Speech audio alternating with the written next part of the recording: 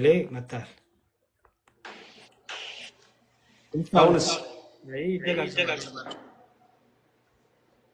ተመሳሳይ ነው።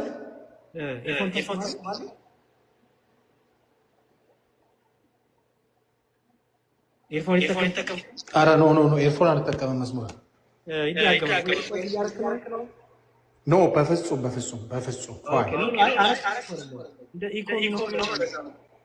ኖ አላደርግም እንደዛ። ኦኬ እሺ በቃ እሺ፣ ምንም ማድረግ አልችልም። ሶሪ። እሺ ቴንክ ዩ በጣም ድጋሚም ስላስገባኝ አመሰግናለሁ። ሶሪ ስለረበሽኳችሁ። እሺ ሌላ ፕሮቴስታንት አለ? ሌላ ፕሮቴስታንት አንድ ቁጥር ጻፉልኝ።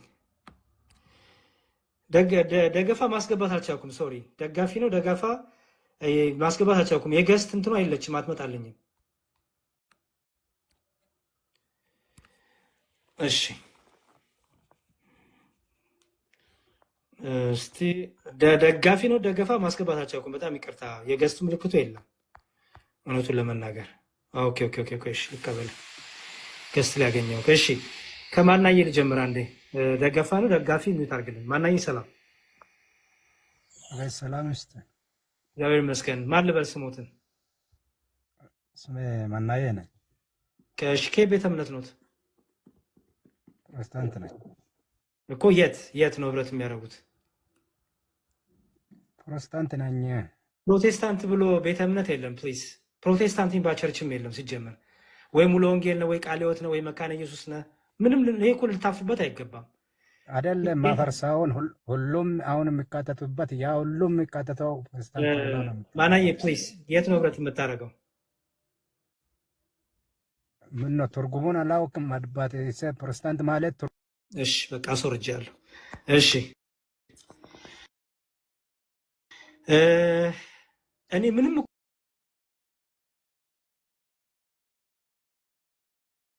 እኮ የሚያሳፍር ነገር የለም። ቱ ቢ ኦነስት እውነቱን ለመናገር ምንም የሚያሳፍር ነገር የለም።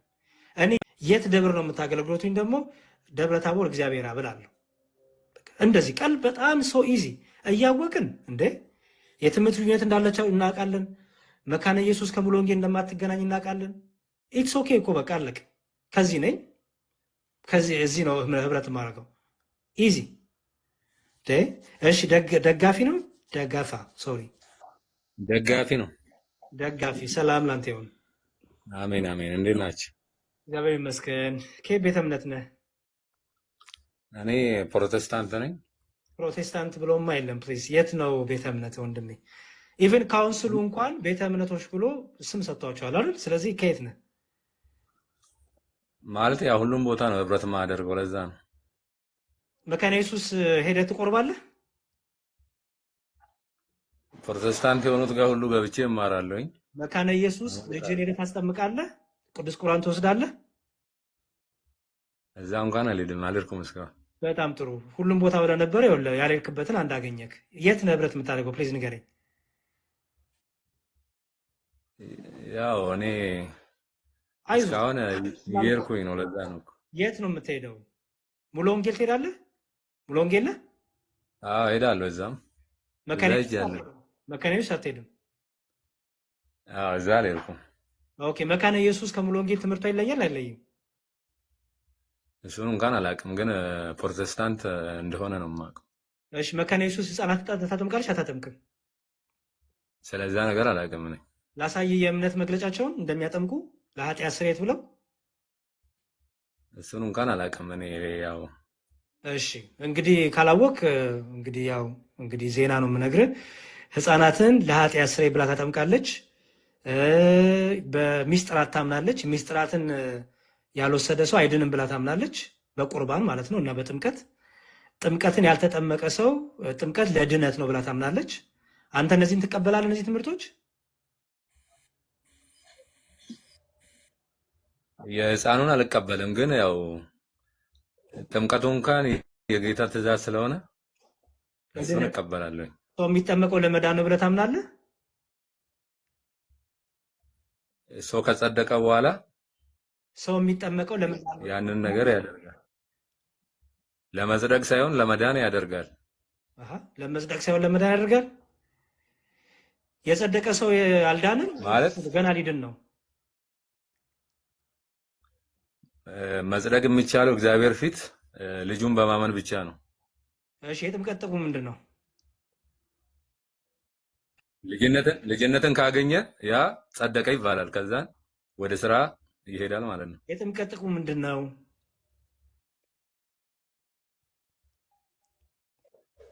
ትእዛዝ ነው እኮ ያንን ማሳየት ነው፣ ማሳያ ነው። የጥምቀት ጥቅሙ ምንድን ነው ወንድሜ? ጥቅሙ ምንድን ነው? አንተ ስትጠመቅ ጥቅሙ ምንድን ነው? ምን ጥቅም ታገኛለህ? ማሳያ ነው። ኢየሱስ ክርስቶስ ሞቶ እንደተነሳ ማሳያ ነው። ምን ጥቅም ታገኛለህ? አንተን ያልኩህ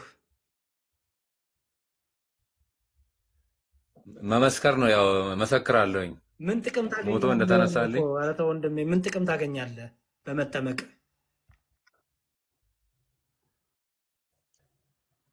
ትእዛዝ እኮ ነው፣ መታዘዝ ነው። ያው ድነት ነው እኮ። ኦኬ በቃ እሺ ተው። እሺ ከታች ላይ ሌላ ጥያቄ ልጠይቅ ነበር ግን እነሱ ከታች ጠይቆ። እሺ ይሄ ፕሮፋይል ያረከው ስዕል የማን ነው? ይሄ ስዕል በፊልም ደረጃ የተሰራ ነው። ኢየሱስ ክርስቶስን እንዲረዱ ተብሎ የተሰራ ነው። አሀ ስዕል እኮ አትቀበሉም እናንተ። ክርስቶስን አይተዋል በዓይንህ? ኢየሱስን በዓይኔ አላየሁትኝም፣ ግን እኛ በእምነት አይቼዋለሁ። እኛ ስዕል ስንስል እኮ ትቃወሙናላችሁ አይደል? አዎ ስዕል እኮ ማንሳቱ ችግር የለውም፣ ግን መስገዱንና መዘመሩ ነው። አይ ከመነሻው መጀመሪያ ስዕል መጠቀም ኃጢአት ነው ትሉናላችሁ እኮ። ምልክት አታርጉ ትሉናላችሁ እኮ። ይሄው አንተ እኮ ምልክት አረካውን። አይ አትስገዱላቸው፣ አታምልካቸው ነው እንጂ። ስለዚህ ስዕሉ ችግር የለብም። ስዕል መሳሉ ትክክል ነው፣ ችግር የለውም። ያ ምሳሌ በምሳሌ ደረጃ ሰውን ለማስረዳት ይቻላል አይደለ? ስለዚህ ችግር የለውም ስዕል ማንሳት፣ ግን ለዛ ነገር መስገድ ኃጢአት ነው። አንዴ ስዕል መሳል ችግር የለውም። የመለስኩልህ እኮ ነው፣ ጠየቅከኝ መለስኩልህ። ቀስ እያልክ ቆይ። ስዕል መሳል ችግር የለውም አልከኝ አይደል? ኦኬ። ስለዚህ አንተ ስዕልን ትቀበላለህ። ስዕሉ ፊት ጸሎት ማድረጉን ለዛ መስገዱን ነው እንጂ የምትቃወመው ስዕል መሳል ችግር የለውም አይደል? አዎ ያንን ነገር ለማስተማር ከሆነ ምንም ችግር የለውም። መልካም የሆነውን ነገር ሁሉ እቀበላለሁ። በጣም ጥሩ። ይሄ ሰውዬ አሁን እዚህ ጋር ያረከው ሰውዬ እዚህ ጋር ያለው ሰውዬ የፊልም አክተር ነው አይደል? አዎ እንደዛ ነው እኔ የምረዳው፣ ፊልምም ስላየሁት። ይሄ ሰውዬ ስለ የዚህ ሳይሆን እኔ የዚህን እንኳን አላውቅም፣ ግን የክርስቶስ ስለ ምሳሌ ኢየሱስ ክርስቶስ ፊልም የተሰራ አለ አይደለ? አንዴ ይሄ ሰውዬ ህይወቱ የክርስቶስ ምሳሌ ነው። ምክንያቱም ይሄ ሰው አለ በህይወት የክርስቶስ ምሳሌ ይሆናል። ይሄ ሰው የፊልም አክተር ነው፣ የክርስቶስ ምሳሌ ይሆናል። እንደ መጽሐፍ ቅዱስ አይደለ የተሰራው ፊልሙ? አንድ ፊልም ሲሰራ የክርስቶስ ምሳሌ ይሆናል። መልስልኛ። ራስህ የምታውቀውን እየነገርኩህ እኮ ነው። እኔ ፊልም ሲሰራ ከመጽሐፍ ቅዱስ አይደለ የሚሰራው? የጠየቁ እሱን አይደለም። ፕሮፋይል ያረከውን ሰውዬው ነው የምጠይቀው። ፕሮፋይል ያረከው ሰው የፊልም አክተር ነው። የፊልም አክተር ደግሞ የክርስቶስ ምሳሌ ይሆናል ወይ? እንደ መጽሐፍ ቅዱስ ከተሰራ እንደ ምሳሌ ያ ነገር እኮ አይገባውም፣ ግን ሰው እንዲረዳ ተብሎ በምሳሌ የተሰራ ነገር ነው። ይሄ ሰው የክርስቶስ ምሳሌ ይሆናል ወይ? የክርስቶስ ምሳሌ ነው የፊልም አክተር ታቀርባለህ ወይ ነው የጥያቄ። ልክ እንደ ኢየሱስ ይላል እንደ መጽሐፍ ቅዱስ የተጻፈውን ነገር መልሶ የተሰራበት ነገር እኮ ነው። ገባኝ። ፊልሙንማ እኛ እናየዋለን፣ የፊልሙን እናየዋለን እንጂ አክተሩን ፕሮፋይል አላረግም እኔ። ኢየሱስ ብለህ ጽፈህ አሁን ይሄን ሰው ይሄው ኢየሱስ ይሄ ነው እያልክ ነው፣ የኢየሱስ ምሳሌ ይሄ ነው እያልክ ነው። ይሄ እያልኩ አይደለም እንጂ ይሄ እያልኩ ሳልሆን እንደዛ እያልኩ አይደለም፣ ግን እንደ መጽሐፍ ቅዱስ እንደዚህ ነው እሱ እኮ። ግን ያንን ነገር ነው ያሳየው። ይሄ ሰውዬ የክርስቶስ ምሳሌ ነው እኮ እያልክ ነው። ጌታ ኢየሱስ ክርስቶስ የሾህ አክሊል እንዳደረጉበት አልተጻፈም ወይ? ጉድ ወንድሜ፣ እኛን እኮ ትቃውሙን ነበር እኮ። እኛ ስዕል ስለን እናንተ ስለምትሰግዱ ነው፣ ለስዕሉ ስለምትሰግዱ እኮ ነው የምንቃወመው እኛ። ከመነሻውም ስዕል መሳል ትቃወሙናላችሁ እናንተ። ከመነሻውም ስዕል መሳል ራሱ እናንተ ትቃወሙናላችሁ። ያ የግለሰብ እንትን ነው፣ ግን መስገዱ ነው ኃጢአት። አንድ ጴንጤዎች አትቃወሙ የእኛን ስዕል መሳል? እኔ ሰምቼ አላውቅም፣ ግን አትስገዱ ነው እንጂ እኔ አልሰማሁም። አንተ አትቃወምም? እንደ ሙሉ ወንጌል አማኝ አትቃወምም ስዕል መሳላችንን?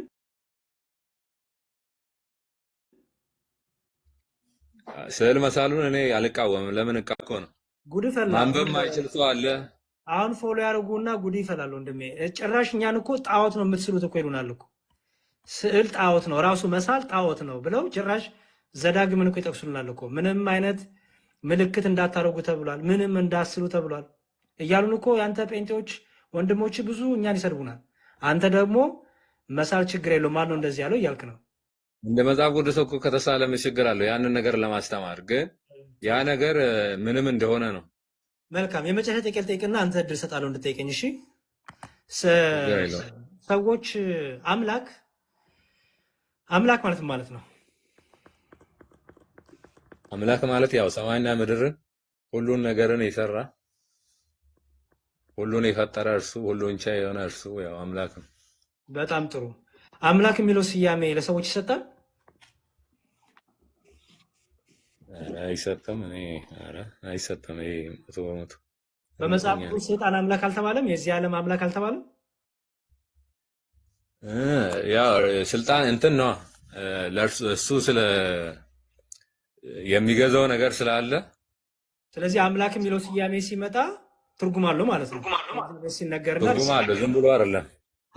በጣም ጥሩ፣ በጣም መልካም። እሺ ሰዎችም አምላክ በሚል ቅርጽ ላይ ቢቀለጽላቸው ቢሰጣቸው ምን ማለቱ ትርጉም ይተረጓም ማለት ነው አይደል? ድገምልኝ እስቲ። ያው ነው ለሰዎችም አምላክ የሚል ስም ቢሰጣቸው ይተረጎማል ማለት ነው ማለት እንደሆነ። ለምሳሌ ሙሴ አምላክ ተብሏል አይደል? ያው እንትኑ ስልጣን ለማለት ይመስለኛል ያ ነገር የሚሰጠው። ለሰዎች ሲነገር ግን አምላክ የሚለው ለሰዎች ሲነገርም ለእግዚአብሔር ቢነገርም ቋንቋ አንድ ቢሆንም ግን ለእግዚአብሔር ሲነገር ምን ማለት እንደሆነ ለሰዎች ሲነገር ማለት ይተረጎማል አይደል? እውነት ነው። በጣም ጥሩ። ስለዚህ ተስማማን። በምን አምላክ የሚለው ትርጉሙን ተስማማን። በጣም ጥሩ። እሺ አንድ ክፍል ላሳይ። ቆላስይስ 2 ላይ እንዲህ ይላል። ቆላስይስ 2:18 ላይ ለቆላስይስ ሰዎች ቅዱስ ጳውሎስ የጻፈው ትህትናንና የመላእክትን አምልኮ እየወደደ ባላየውም ያለ ፍቃድ እየገባ በስጋዊ አእምሮ በከንቱ እየታበየ ማንም አይፈርድባችሁ ይላል። የመላእክት አምልኮ ሲባል ምን ማለት ነው? የመላእክትን አምልኮ ይላል። የመላእክትን አምልኮ ምን ማለት ነው? ይሄ ለቆላስይስ ሰዎች ጻፈ ነው። ትህትናን ይላል። ይኸውልህ ትህትናንና የመላእክትን አምልኮ እየወደደ ይላል። ትህትና አለው፣ የመላእክት አምልኮ አለው። መቼም ትህትና መጽሐፍ ቅዱስ የተጠላ አይደለም አይደል? ትሁት ኢየሱስ ክርስቶስ ትሁት ተብሏል። አዎ ጥያቄ እሱ አይደለም። ጥያቄ ትህትና መቼም የተጠላ ነገር አይደለም አይደል? ትህትናንና የመላእክትን አምልኮ እየወደደ ይላል። የመላእክት አምልኮ ማለት ነው። አምልኮ ማለት ያው ማምለክ አይደል? ወይም ደግሞ ያን ነገር ከፍ ከፍ ማድረግ ማለት ነው። ስለዚህ በቆላስይስ ቤተክርስቲያን መላእክትን የሚያመልኩ ሰዎች ነበሩ። ያው እዚህ ጋር እኮ ያው እሱን ነገር እያስተማረ ነው አይደል? እንደዛ ያለው የጠየቁ በቆላስይስ ቤተክርስቲያን ውስጥ መላእክትን የሚያመልኩ ነበሩ ወይ? ነበሩ እንደማለት ነው አይደል? እየወደደ ይላል። ቀጥሎ ያለውን አንብበው ውስጥ በቆላስይስ ቤተክርስቲያን ውስጥ ቆላስይስ ቤተክርስቲያን ውስጥ እነ ሚካኤል እነ ገብርኤል መላእክት ይመለኩ ነበር። ስለ አይልም እኮ እንደዛ ቃል በቃል ሳይሆን ቀጥሎ ያለውን አንብበው ሐሳቡ ነው ያሳያል። ራሱ እኮ ራሱ ይፈታል። መላእክ እንደሚመለኩ ነው የሚያሳየው። እየወደደ ብሎ ምንድን ነው ይላል። ወደዚህ ጠጋ አድርጎ እስቲ ያሳየው። ባላየውም ያለ ፍቃድ እየገባ በስጋ አእምሮ በከንቱ እየታበየ ማንም አይፈርድባችሁ ይላል። ስለዚህ መላእክትን እያመለኩ ነበር የቆላስይስ ክርስቲያኖች። ከፊት ያለው እኮ ራሱ እኮ ይፈታዋል እኮ ይሄ ችግር የለውም። ይሄንን ለፈው እኮ የቆላስይስ ቤተክርስቲያን መላእክትን ያመልኩ ነበር ወይ? እስቲ አንተ የተረዳውን እስቲ አስረዳኝ። ምንም ችግር የለውም። አንተ እንደ ፕሮቴስታንት መልስልኝ፣ ይሄንን እንደ ጴንጤ መልስልኝ። የመላእክትን አምልኮ እየወደደ አንድ ላይ አንብቦ እንትን አታቋርጠው እንትኑ። እሺ ትህትናንና የመላእክትን አምልኮ እየወደደ ሙሉውን ቁጥር አንብቦ እያነበብኩልህ እኮ ነው። ትህትናንና የመላእክትን አምልኮ እየወደደ ባላየውም ያለ ፍቃድ እየገባ በስጋዊ አእምሮ በከንቱ እየታበየ ማንም አይፍረድባችሁ ይላል። ይሄ የተጻፈው ለማለት ለቆላሴስ ክርስቲያኖች አይደል? እሺ በቆላሴስ ክርስቲያኖች መላእክትን ያመልኩ ነበር ወይ? እንደዛ ነው ማለት ነው እኮ ያው ሲተረጎም እንደዛ ነው እንደማለት ነው። ኧረ ተው የቆላሴስ ቤተክርስቲያኖች የቆላሴስ ቤተክርስቲያን እነ ሚካኤል ሐሳብህ ገብቶኛል። ምን ለማለት እንደሆነ አሁን ገባኝ። አንተ የምትለው ለካ እዛ እያስተማረ እነሱ ውስጥ ነበረ ወይ ለማለት ነው። ምክንያቱም ይኸው ትሕትናንና የመላእክትን አምልኮ እየወደደ ይላላ። ባላየውም ያለ ፍቃድ እየገባ በስጋ አእምሮ በከንቱ እየታበየ ማንም አይፍረድባችሁ ይላል። ትሕትና አለው እኮ ጭራሽ። ስለዚህ ማን ነው መላእክትን የሚያመልከው? ለቆላሴስ ቤተክርስቲያን ውስጥ ማን ነው መላእክትን የሚያመልክ ሰው ነበር? እንግዲህ ይሄ እኮ ማለት ነው ሲያስተምር የነበረው እኮ ውጭ ያሉ ሰዎችንም ጋራ እኮ ነው የሚያሳየው። ይሄ መላእክትን የሚያመልኩ በአዲስ ኪዳን ማን ይባላሉ? ንገረኝ ስማቸውን እስኪ ካሉ ነበሩ። እነማን ናቸው?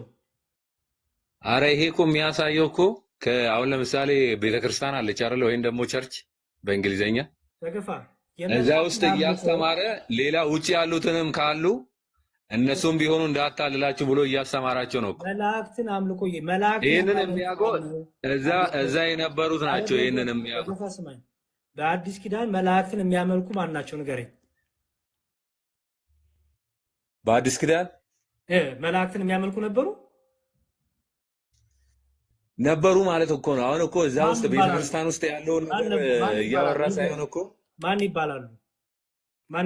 ለነሱ እኮ እያስተማራቸው ነው ናቸው። አንድ ቀይ ወንድሜ መቼ በመጽሐፍ ቅዱስ በአዲስ ኪዳን የነበረውን የፈሪሳውያን የሰዱቃውያን የጸሐፍትን ተጽፎልናል። ትምህርታቸው ምን ተጽፎልናል። ኦኬ ጣዖት አምላክ ያለው ተጽፎልናል። እዚህ ጋር ግን መላእክትን የሚያመልኩ ነው የተባለው። ስለዚህ መላእክትን የሚያመልኩ ሰዎች ማን ነበሩ? ስማቸውስ ማን ይባላል? ንገረኝ። አረ ስማቸው የታለ? መች ተዘረዘረ? አንተ እኮ ነው ያልከው። ምክንያቱም መላእክትን የሚያመልኩ ነበሩ። አላልኩም እንደዛ። እኔ ያልኩትኝ እኮ እንደነበረ ነው ይሄ የሚያሳየው። ግን ቤተክርስቲያን ውስጥ ምናምን አይደለም እያስተማረ እያለ እንደዛ እያለ ነው እየነገራቸው ነው። ማን ይባላሉ እነዛ? ተይው ንገረኝ። ማን ተብሎ ይጠራሉ? ክርስቲያኖች? ኧረ አልተጠቀሰም እኮ። ትሁት የሆኑና የመላእክትን አምልኮ የሚወዱ እነዚህ ናቸው። ትህትናን እኮ ነው የሚላየው። ትህትና የተባለው ምንድን ነው? ንገረኝ። ትህትና ማለት ያው ንጹህ የሆኑ ወይም ደግሞ እንትን ማለት የሚፈልጉ መልካም ነገርን የሚፈልጉ አይደል? ክፋት ምናምን ያሌለባቸው ክፋት። ስለዚህ ትህትና ክፋት ምናምን ያሌለባቸው ትሁት ሆኖ ነው መላእክትን የሚያመልኩት።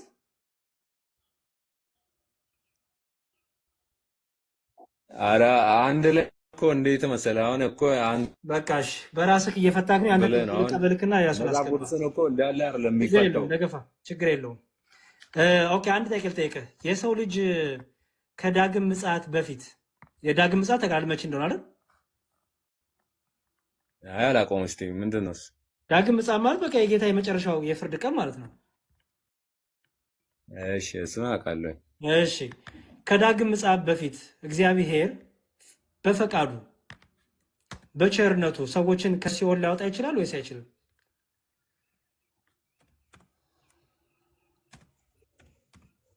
ያው እንድንወጣ ማለት ሰው እንዲወጣ እኮ እድል ሰጥቷል። አሁን ነው ሰው እንዲቀበሉ ከሲኦል ነው የምልህ። ማለት እርሱ እንደሚታገዝ ምናምን ተጽፏል። ለምን እንደዘገየ እሺ አንተ ግን እንዳይጠፉ ወዶ ነው አይደለ የጠየቅኩ። እኔ ከሲኦል ነው የምልህ። ከሲኦል እግዚአብሔር በቸርነቱ ሰዎችን ሊያስወጣ አይችልም? ነፍሳትን ሊምር አይችልም? ያው እሱ ራሱን ሊክድ አይችልም። ሰው የፈለገውን ነገር መምረጥ ይችላል። የጠየቅኩ እሱን አይደለም። በእግዚአብሔር ቸርነት እግዚአብሔር ቸር አምላክ መሐሪ ስለሆነ እስከ ፍርድ ቀን ነው የምልህ። ከፍርድ ቀን በኋላ ምንም አይነት ነገር የለም። እስከ ፍርድ ቀን ከመምጣቱ በፊት ግን አሁን ላይ ለምሳሌ አሁን በዚህ ሰዓት እግዚአብሔር እኔ ለምሳሌ ጌታ ሆይ በሲኦል ያሉትን ነፍሳት እንዲያው ማራቸው ብዬ ብጸልይ እግዚአብሔር ቸር ከሆነ ፈቃዱ ከሆነ ሊምራቸው አይችልም? እኛ እንጸልያለን፣ ግን እርሱ እኛ ስለ ጸለይን ብቻ ሳይሆን እርሱ እንደ ፈቃዱ ራሱ በራሱ ስለሚፈርድ በጣም ጥሩ። እኛ እንደዛ ነው የምንጸልየው። እኛ እንጸልያለን። ከሲኦል ለምን? በጣም አሪፍ ደገፋይ፣ በጣም እኔ ተመችተኛል። ኦኬ። ስለዚህ እኛ እንጂ ራሱ ነው የሚፈርደው። ከሲኦል ያሉት ሰዎች እንኳን እግዚአብሔር በምህረትህ ማራቸው አውጣቸው ብለህ መጸለይ እንችላለን አይደል? ለምን? እኛ እንደዛ እንጸልያለን፣ ግን ያንን ነገር የሚያደርገው ራሱ ነው። እኮ እኛማ ጥያቄውን ግን አስተካክል። አጠያየቅ ትክክል አይደለም እኮ። ምንድነው አጠያየቅ ትክክል ያለው ነው? ስለ ከመለስክልኝ በኋላ ትክክል አይደለም ትለኛለህ እንዴ? አይ እንደዚህ ነው መጠየቅ ያለብህ። እኛ አሁን ለሞቱት ብንጸልይ ምንድን ነው ችግሩ ነው ማለት ያለብህ። በሲኦል ላሉት ለሞቱ አይደለም ያልኩህ እኔ። ለምሳሌ በገነት አውጣን ብለን እንጸልያለን፣ እነሱ እኛ በጸሎት ያግዙናል። ሲኦል እንደገቡ በምን ታውቃለህ? እኔ አላውቅም። እሱን እኮ መጽሐፍ ቅዱስ ላይ ለሞቱት ነው የሚባለው። ለሞቱት እንጸልይ ገነት እንዲገቡ። ስማኝ፣ ይኸውልህ መጽሐፍ ቅዱሱ ነግሮናል። በመልካም ፍሬ በእምነት ከዳኑ ከዛ በመልካም ፍሬ ከተመላለሱ እስከ መጨረሻው የጸኑት ይድናሉ። በኃጢአት በተለያየ ነገር ውስጥ ግን ተጨማልቀው ንስሐ ሳይገቡ ከሞቱ ወዴት ነው የሚሄዱት? ወደ ሲኦል አይደል? ያው እሱን ግን የሚያውቀው እግዚአብሔር ነው እኮ። እግዚአብሔር ነው ገባኝ። መጽሐፍ ቅዱስ ግን የነገረን እውቀት አለ አይደል? ወደ እሳት ይጣላሉ ይለናል አይደል? እርሱ እንደ እግዚአብሔር ቃል እንደዛ ነው፣ ግን እርሱ እንደኛ አይደለም። ስለዚህ ከኛ የሚጠበቀው እንደኛ አይፈርድም። በእሱ ፈራጁ እሱ ነው። ከኛ ግን እግዚአብሔር ሆይ በሲኦል ያሉትን ነፍሳት ማራቸው፣ ፍቃድ ቢሆን መሐሪ አንተ ነህ፣ ይቅር ባይ አንተ ነህ ብለን መጸለይ ስህተት ነው? በሲኦል ያሉትን ሳይሆን የሞቱቱ ሲኦል እንዳይገቡ ነው የሚባለው። ሲኦልማ ከገቡ እንዴት ይወጣሉ ወንድሜ? በጣም ጥሩ። ሐና ስትጸልይ እንዲህ ብላ ጸለየች። ምን ብላ ጸለየች መሰለህ? ሐና በመጽሐፈ ሳሙኤል ቀዳማዊ አንደኛ ሳሙኤል ምዕራፍ 2 ቁጥር 6 ላይ እግዚአብሔር ይገድላል ያድናልም፣ ወደ ሲኦል ያወርዳል ያወጣልም አለች። አስተውል። እግዚአብሔር ይገድላል ያድናልም። እግዚአብሔር ከፈለገ ይገድላል፣ ደግሞ ከፈለገም ያነሳል አይደል? መብቱ ነው። እውነት ነው። ወደ ሲኦል ደግሞ ያወርዳል። በጣም ጥሩ። ወደ ሲኦል ያወርዳል ደግሞ ያወጣል ከሲኦልም። አይችልም እግዚአብሔር እንደዚህ ማድረግ? ይችላል። እርሱ ሁሉን ቻይ ስለሆነ ወደ ሲኦል ማውረድ ከሲኦልም ማውጣት ይችላል። አይችልም? ይችላል። እኔ ይህንን አልጠራጠርም። በጣም ጥሩ። ስለዚህ በሲኦል ያሉ ነፍሳት እግዚአብሔር ቸር ከሆነ እግዚአብሔር ፈቃዱ ከሆነ ወደ ገነት ሊያስገባው የሚችል ሰው ሊኖር ይችላል። እኛ የምናውቀው ነገር የለም አይደል? ምን አልከኝ? እስቲ ድገመው። ያው ነው ወደ ሲኦል ያወርዳል ማለት ነው። ወደ ሲኦል ያወርዳል ማለት እኮ ይፈርዳል ለማለት እኮ ነው። ፍርድ ነው ከእግዚአብሔር ውጪ። ወደ ገነት አወረደና ወደ ሲኦል አወረደ ሲባል ልዩነቱ ምንድን ነው? ያው ከእርሱ ውጪ ሲሆን ሲኦል ነው በቃ አጭሩ ጥያቄ። ወደ ሲኦል ያወርዳል ሲባልና ወደ ገነት ያወርዳል ሲባል ልዩነቱ ምንድን ነው? ከእርሱ መንግስት ውጪ የሆነው ነገር ሲኦል ነው። ወሮ ጉድ። ወደ ገነት የመጨረሻ ልጠይቅህ፣ ወደ ገነት ያወርዳል ሲባል አይ ስለ አሁን ለምሳሌ የመጨረሻው ፍርድ አለ አይደለ? ወደ ገነት ያወርዳል። ለምሳሌ አሁን ብንሞት ወይ ሲኦል ወይ ገነት ነው የምንገባው አይደል? የመጨረሻው ፍርድ ገና ነው። ፍርዱ አለ። ገና የፍርድ ቀን እኮ ሁሉም እኮ ይቆማል እኮ እግዚአብሔር። ስለሱ አይደለም ያወራሁት እኔ። አሁን ስንሞት ወይ ገነት ነው ወይ ሲኦል ነው የምንገባው አይደል? ኧረ እንደ ፍርድ አለ። እኔ እንደዛ አላምንም። አንተ ወዴት ነው የምትገባው? ስለ አሁን የት እንደምንቆይ እሱን አላውቅም። እኔ የተጻፈውን ነው እንጂ የማውቀው ማላውቀውን አላወራም። ግን በክርስቶስ ታምናለህ? ግን ሁሉም በክርስቶስ ወንበር ፊት እንደሚቆም ፍርድ ቀን አለ። እኔ ስለ ፍርድ አልጠየቅኩም ወንድሜ፣ የጠየቅኩህ አንተ አሁን ስትሞት በክርስቶስ ያመንክን አይደል? በክርስቶስ ያመንኩኝ ነኝ። የት ነው የምትገባው? ነፍስ ወዴት ነው የምትሄደው? አሁን ስትሄድ እኔ ገነት እንደሆነ ነው የማውቀው። እንዴ ቅድም እኮ ገነትም ሲኦልም የሚባል ነገር የለም እኮ ስትሄድ ነበር። አይ እኔ እኮ ላይ ልል የፈለኩትኝ መጨረሻ ቀን ፍርድ አለ። ከፍርድ በኋላ ነው የመጨረሻው ሲኦል የሚባለው። ሞት የመጨረሻው ገሃነም እሳት ነው የሚባለው። ወንድሜ ለሞቱት የሚለውን ብንይዝ አሪፍ ነው ብዬ ነው እኮ። ደጋፊ ለሞቱት ብንጸልይ ወንድሜ የፍርዱን ቀን አዳምጥ። ሲኦል እንዳይገቡ ብንጸልይ ምን ችግር አለው ብለህ ብጠይቀኝ ጥሩ ነው ብዬ ነው። አዳምጥ ወንድሜ። ይኸውልህ ሲኦል አይደለም የፍርድ ቀን ላይ ገሃነም እሳት ወይም የዘላለም እሳት ነው የምንገባው። ገነት ከፍርድ ቀን በኋላ ገነት ሳይሆን መንግስተ ሰማይ አዲስቷ ሰማይ ነው የምንወርሰው አይደለ? እውነት ነው። ያ ግን እኮ የፍሱ ከፍርድ ቀን በኋላ ያለ ነው። እኔ ስለ ፍርድ ቀን አይደለም የጠየቁ አሁን የፍርድ ቀን አይደለም። አሁን ላይ ሰዎች ሲሞቱ በክርስቶስ ያመኑ ወዴት ነው የሚሄዱት? እኔ አሁን እኮ ማቆም ብቻ ነው የምናገረው።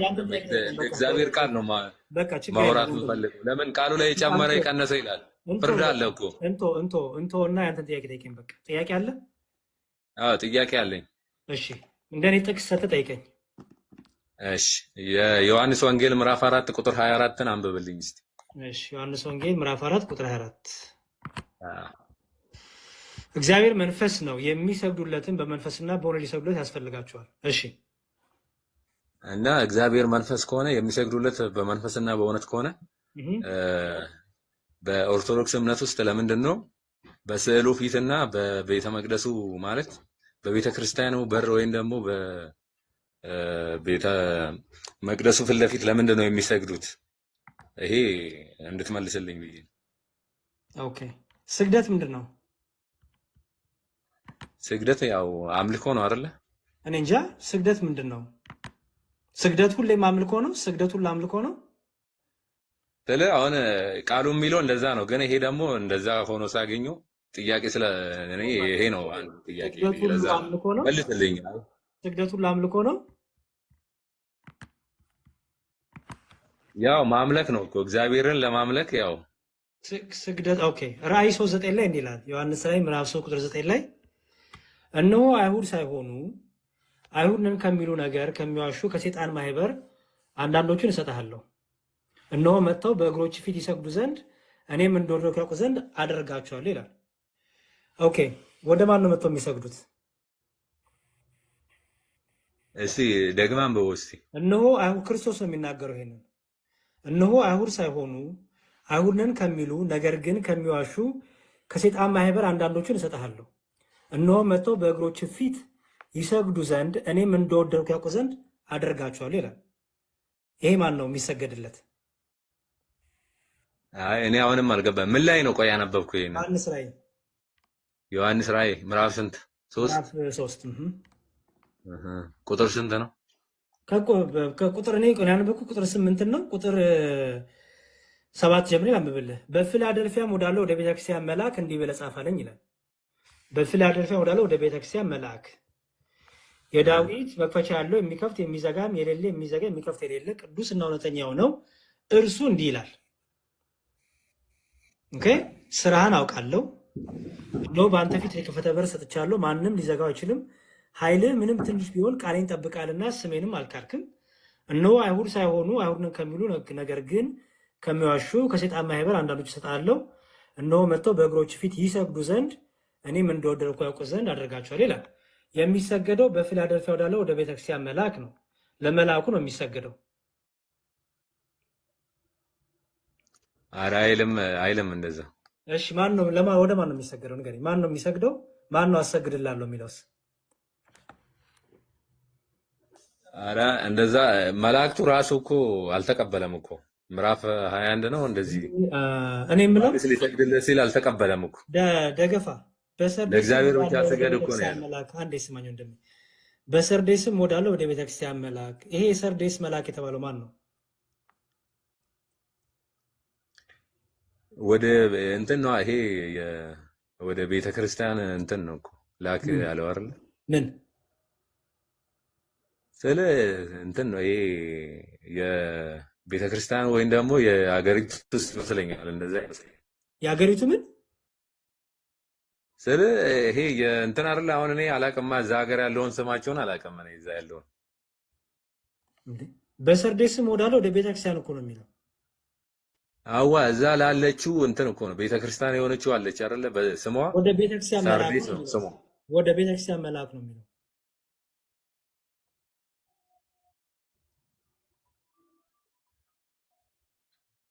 እንትን እኮ ነው ምንድን ነው ይህንን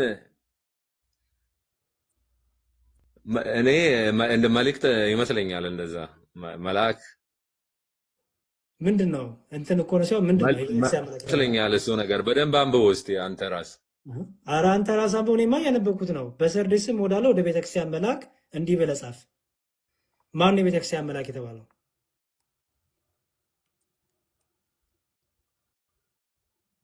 አረ ሳርዴስ መልአክ ይላል እዚህ። አረ እንደዛ አይልም። ወደ መልእክት ነው ቤተክርስቲያን መልእክት። በሰርዴስም ወዳለው ወደ ቤተክርስቲያን መልአክ ይኸው ወደ መልእክት ቤተክርስቲያን ነው መልአክ መልእክት ይመስለኛል። መልእክት ወደ ይመስለኛል እኔ ያው ካልተሳሳትኩ። ወደ ቤተክርስቲያን መልአክ ማለት ነው። እያስነበብኩ ነው እንደሚ ወደ ቤተክርስቲያን መልአክ ማለት ማለት ነው። ከኋላ ያለውን እኮ አማርኛ እኔ የሚገርም ነገር እኔ በአማርኛ አፌን አልፈተውም፣ ግን በምንድን እኔ ነው እንኳን የፈታው? እንደዚህ እንግሊዝኛ አልተረዳሁም። ትችላለህ? ይኸው በምንድን ነው የፈታው አፍህን? እኔ በኦሮምኛ ነው አፌን የፈተሁት። እሺ፣ የኦሮምኛ መጽሐፍ ቅዱስ አለ? አዎ አለኝ። እስቲ አንብበው። ምን ይላል?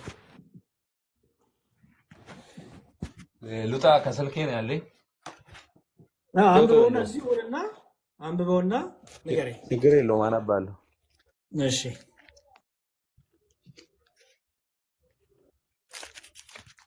ምዕራፍ 3 ነው። ምዕራፍ 3 ቁጥር 1። አሃ ስልኬ ላይ ብለህ መጽሐፍ ትገልጣለህ ወይ አንተ?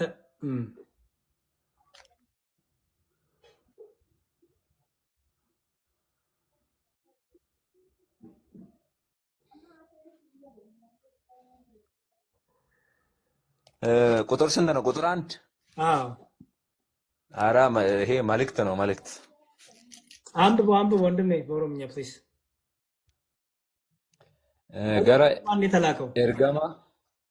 ኤርገማ ዋላ ሰርዴስት ኤርጋን ኩን ኢሳ ሀፉሮታ ዋቀዮፍ ሆጀታ ለማን የተላከው መልእክቱ? ገራ ኤርገማ ዋላ ሰርዴስት ኤርጋን ኩን ኢሳ ሀፉሮታ ዋቀዮፍ ሆጀታን ቶርባ ሞርጂዮታ ቶርባ ቀቡ ቢራ ዱፌ ጀዲ ጫፍ። ይሄ እኮ ማለት ነው የተጻፈው እኮ ለማን የተላከው መልእክቱ? ኤርገማ ማለት ነው ወደ ሰርዴስ ማለት ነው። ወደ ሰርዴስ ኤርጌማ እንዲህ ብለህ ጻፍ። ኤርጌማ ማለት ሰርዴስ ነው። አራ ኤርጋን ኩኒ ማለት ይሄ መልእክት ማለት ነው።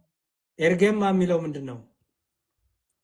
ኤርጋን ኩን ማለት መልእክት ነው። ኤርጋን ኩን ከመጀመሪያው ጀምሮ አንብብልን። ኦሮምኛውን ልስማው። ገራ ኤርገማ ዋላ ሰርዴስት ጎበዝ። ኤርጌማ ማለት ነው። ኤርገማ ማለት እንትን ነው። ምንድን ነው? ተላኪ ወይም ደግሞ መልአክ። ጎበዝ። ማነው ይሄ መልአክ? ይኸውልህ መጣልኝ። ራሳየው ዋልዳ ነው። ቤተክርስቲያን እኮ ነው ደግሞ ወደ ቤተክርስቲያን ምን ለቤተክርስቲያኑ ምን መልአክ አይደለም የሚለው? ሰርዴስ ደግሞ ይሄ የሀገሩ ስም ይመስለኛል፣ ወይም ደግሞ የቤተክርስቲያን ያለችበት ስሟ። የቤተክርስቲያን መልአክ የተባለው ማን ነው? ሰርዴስ እኮ ነው ሀገር፣ ወይም ደግሞ የሆነ እንትን እኮ ነው ይሄ ምድራዊ ያለው ስም እኮ። በቃ ደገፋይ። በቃ ይኸውልህ በደንብ አጥናውና በሌላ ቀን እንገናኛለን። እሺ ሌላ ልጠይቅህ። ወደ ሌላ አምጥታኝ ነው እንዳልጠይቅህ። ጨርሻለሁ ወንድሜ፣ ይቅርታ በጣም ወደ ሌላ መጣኝ ትለኛለህ እንዴ? በደንብ አንብበው መጀመሪያ ክፍሉን አጥናው። እሺ ሌላ ፕሮቴስታንት አለ? ረጅም ሰዓት ተቀመጥኩ ዛሬ። በቃ አትገምቱ ፕሊዝ። ራሳችሁ በደንብ ወይ አንብቤው ልምጣ ብላችሁ ውጡ። አንብቤው ልምጣ ብላችሁ ውጡ። ወይ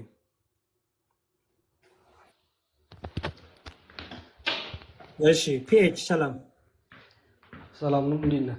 እግዚአብሔር ይመስገን። ማን ልበስ? ስሜ ኤፍሬም ነው። ኤፍሬም ከየት ቤተ እምነት ነህ? ወንጌላዊ አማኝ ወንጌላዊ አማኝ የሚባል ወንጌላዊ አማኝ ቤተ እምነት የለም ታውቃለህ ነው እንዴ? ያው ፕሮቴስታንት ነኝ። ፕሮቴስታንት የሚባል ቤተ እምነት የለም። ኢቭን ካውንስል እንኳን ፕሮቴስታንት አይደለም። ቤተ እምነት ብሎ እኔ ከሀገር ውጭ ስለሆንኩኝ ከምንም እንቺ እኔ ከሀገር ውጭ የምታደርገው ከተለያዩ እምነት ምናምን ከተወጣጦች ጋር ከእነሱ ጋር አንድ ላይ ነው ህብረት ማድረገው እኮ። የምን ይባላል ቸርች? እኛ ቸርች የራሳችን የሆነ የእምነት አቋም አለን እኮ። ምን ይባላል ቸርቹ? ኤልሻዳይ ኤልሻዳይ ቸርች። የስ ትምህርታችሁ እንደ መካነ ኢየሱስ ነው? ያው ፕሮቴስታንት ነው፣ እንደዛ እንደማለት ነው። ጥያቄ ትምህርታችሁ እንደ መካነ ኢየሱስ ነው? ህፃናት አጠምቃላችሁ? አናጠምቅም። እሺ፣ ቅዱስ ቁርባን ህይወት ይሰጣል ብላችሁ ታምናላችሁ? ቅዱስ ቁርባን ህይወት ይሰጣል፣ ሚስጥራትን መፈጸም ማለት ያው ታምናላችሁ? ማንም ክርስቲያን ያው ክርስቶስን አምኖ የተጠመቀ የግድ ቅዱስ ቁርባን መቀበል አለበት ብለን ነው የምናምነውና ምክንያቱም ህብረት የሚኖረን አንድ ላይ ስንሰበሰብ ክርስቶስም ማለትም ሐዋርያትም እንዳዘዙ በቁርባን መውሰድ ስላለብን ማለት ክርስቶስን የምናመልከው ለዘላለም ህይወት ብለክ ነው አይደለም? አይደለም። መካነ ኢየሱስ ግን ሚስጥራትን ፈጽመው ለዘላለም ህይወት ነው፣ ለድነት ነው። ስለዚህ አንድ ነን የሚለው ነገር ብዙ አይሰራም። አንድ ነን እንዳትለኝ ብዬ ነው። ምክንያቱም የልጆች ጥምቀት አታምንም፣ ልጆችን አታስጠምቅም ማለት መካነ ኢየሱስ ታስጠምቃለች፣ ለዛውም ለኃጢአት ስርየት ብላ። ስለዚህ አንድ ነን እንዳትለኝ። አይ ቲንክ ካልተሳሳትኩኝ ቃለ ህይወት የሰው ልጆች መዳናቸውን አያጡም። መዳናቸውን የሰው ልጆች ያጣሉ ብለህ ታምናለህ? ሊያጡ ይችላሉ ብለህ ታምናለህ? አይ መጀመሪያ ያው ማለት እንዴት ማለት በምን አንገል እንዴት አልገባኝም። እስቲ ጥያቄን ግልጽ አድርግልኝ። መዳናቸውን ሊያጡ ይችላሉ ሰዎች ከዳኑ በኋላ ሊያጡ ይችላሉ መዳናቸውን? እንዴት አያጡም? አይ ትክክለኛ የዳነ ክርስቲያን አያጡም። አያጡም። ትክክለኛ የዳነ ክርስቲያን ከሆነ በክርስቶስ ዘንድ የተመረጠ ክርስቲያን ከሆነ ድነትን። በጣም ጥሩ። እሺ እንዲህ ነው መጽሐፍ ቅዱስ። በዚያን ጊዜ መንግስተ ሰማያት መብራታቸውን ይዘው ሙሽራውን ሊቀበሉ የወጡ 10 ቆንጃጅት ትመስላለች ይላል ማቴዎስ ወንጌል ምዕራፍ 25። በዚያን ጊዜ መንግስተ ሰማያት መብራታቸውን ይዘው ሙሽራውን ሊቀበሉ የወጡ 10 ቆንጃጅት ትመስላለች። ከእነርሱም 5ቱ ሰነፎች፣ 5ቱ ልባሞች ነበሩ። እነዚህ 10ቱ ቆንጃጅት የምን ምሳሌ ናቸው? ማለት የዳኑ ክርስቲያን 10ቱ 10 ቆንጃጅቶች የማን ምሳሌ ናቸው? የክርስቲያኖች ምሳሌ ናቸው ማለት ኦኬ። በዚያን ጊዜ 10ቱ ያው ክርስቶስን እንቀበላለን እናመልካለን ብሎ እንትን የተባሉ አይነት ክርስቲያኖችን ነው የሚወክሉ። ክርስቶስን የሚያመልኩ ናቸው። መልካም። የት ነበሩ ቦታቸው? በመንግስተ ሰማይ አይደል? በጣም ጥሩ። ሰነፎቹ መብራታቸውን ይዘው ከነርሱ ጋር ዘይት አልያዙም ይላል። 10ቱም ቆነጃጅቶች አንድ ያረጋቸው ምንድነው? መብራት እያበሩ ነው አይደል? ኦኬ። ይሄ እንግዲህ ምሳሌ ነው። መብራት የምን ምሳሌ ነው? መብራት የምን ምሳሌ ነው? ስመስለኝ የእምነት ምሳሌ ነው። እርግጠኛ ባልሆንም ዘይትስ የምን ምሳሌ ነው?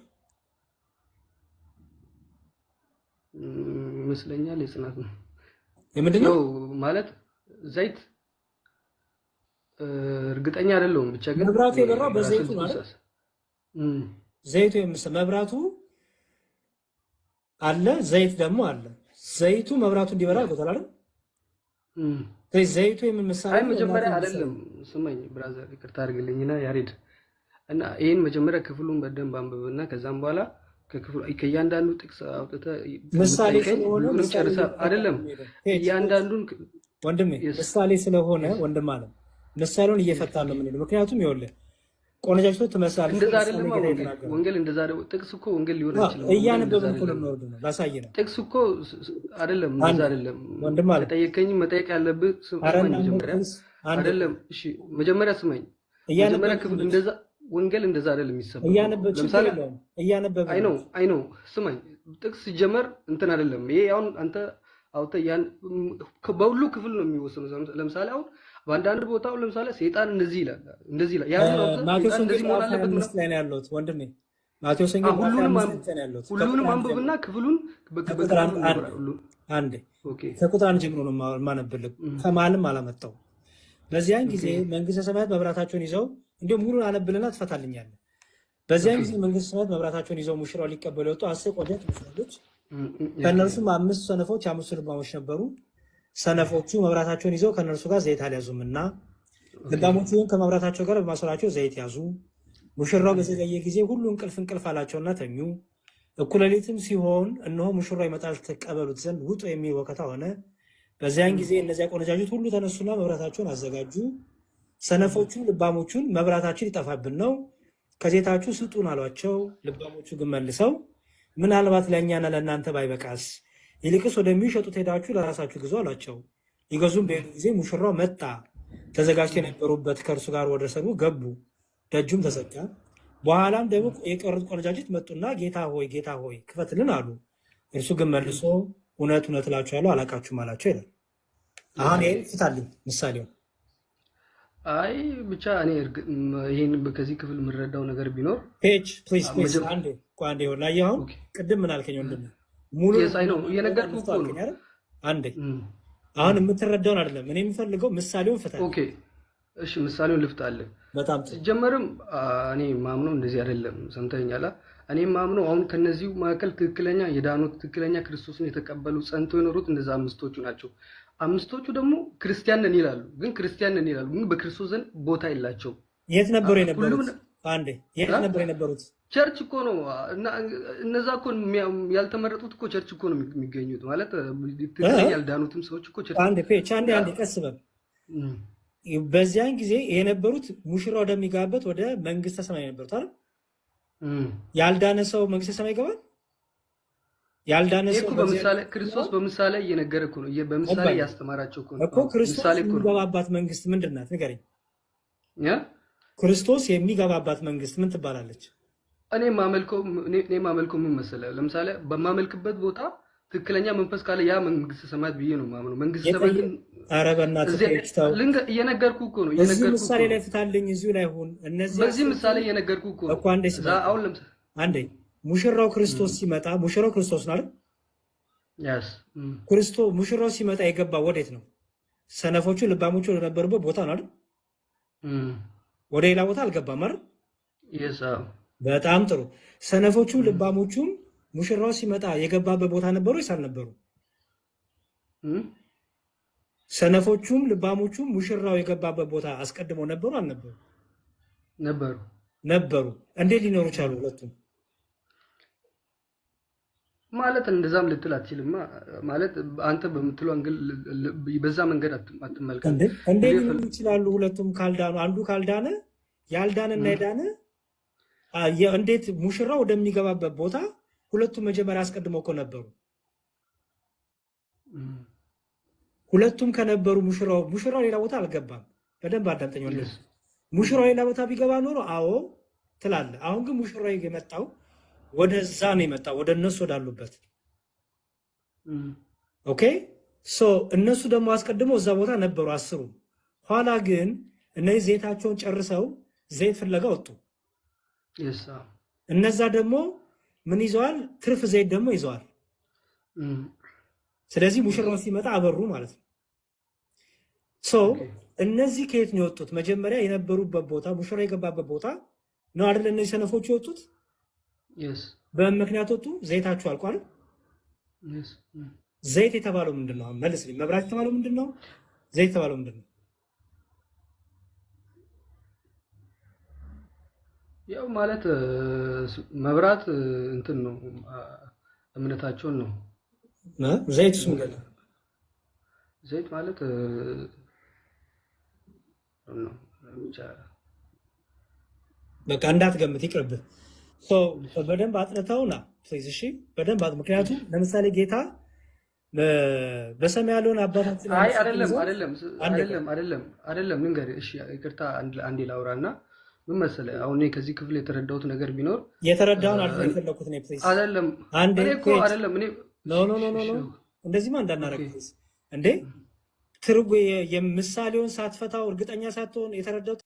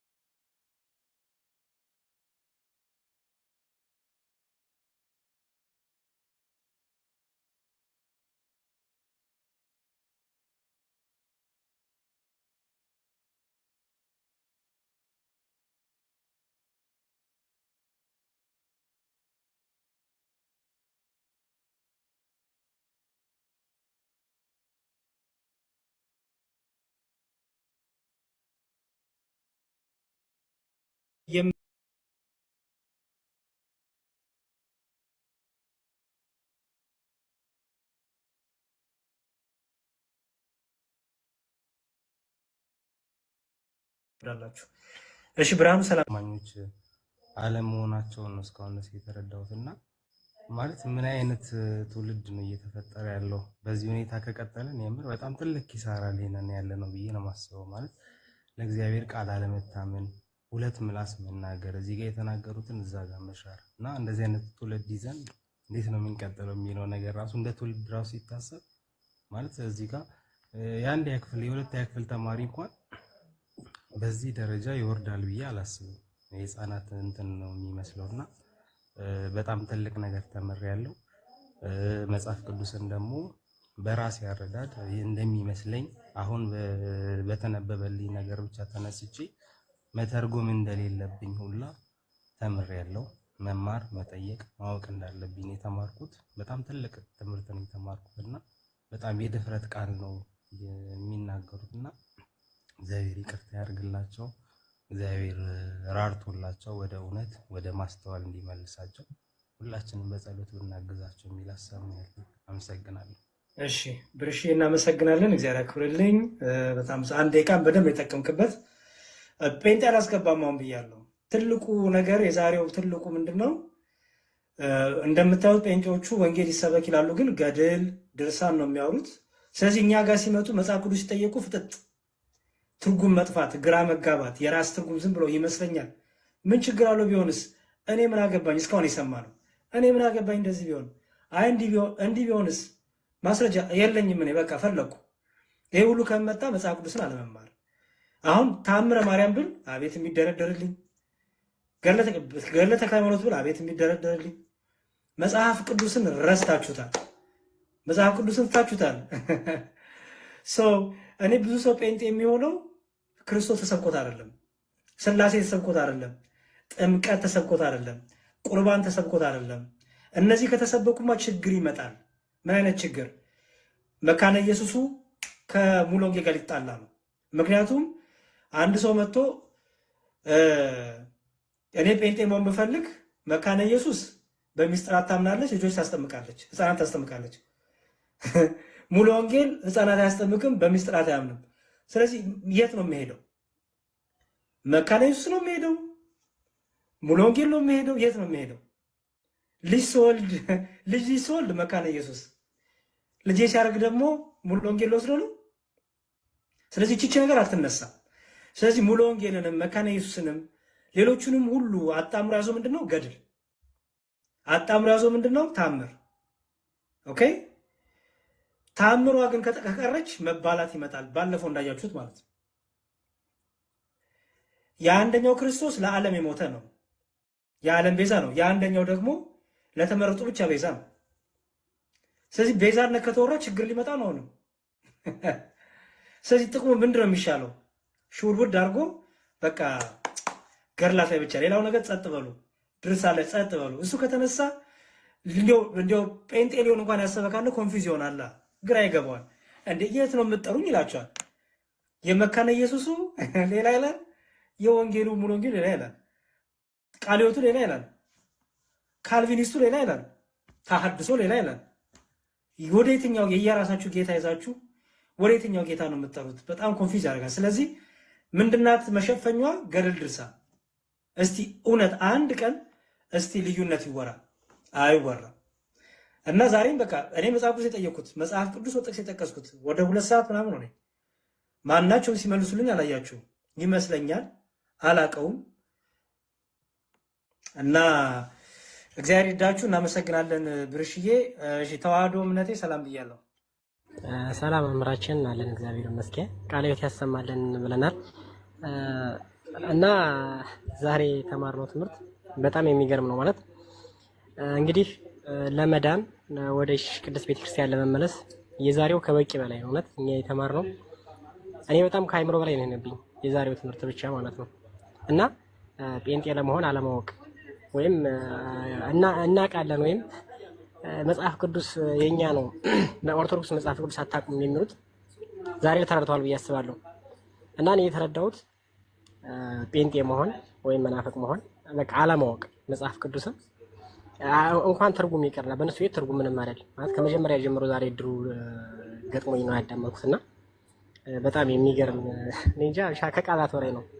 እና በዚህው ከቀጠሉ የዛሬው ብቻ በቂ ነው ማለት ሌላ ጊዜ በደንብ ሃይማኖት ያለው ጭንቅላት ያለው ሰው የዛሬው ትምህርት ብቻ በቂ ነው። ዛሬ ከነሱ እንግዲህ መጽሐፍ አለማወቃቸውን ትርጉም ምን እንደሆነ አለማወቃቸውን ይሄ ብቻ ይበቃናል። እንኳን ለነሱ እኔ ብዙ ነገር